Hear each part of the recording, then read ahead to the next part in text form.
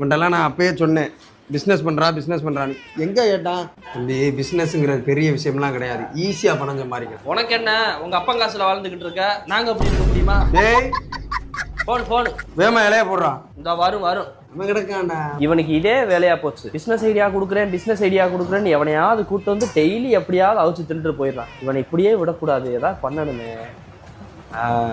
ஒரு ஐடியா. நான் ஒன்றும் பிரச்சனை இல்லை தம்பி, ஈஸியாக சம்பாதிக்கிறது தான். சரியா, நான் சொல்கிற மாதிரி கேளு, வேலையே இல்லை.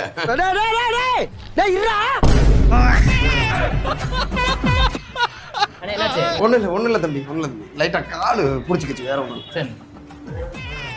இப்படி சோறு திங்கிறக்கு எவ்வளவு மானம் கட்டு போய் தெரிய வேண்டியிருக்கு தெரியுமா?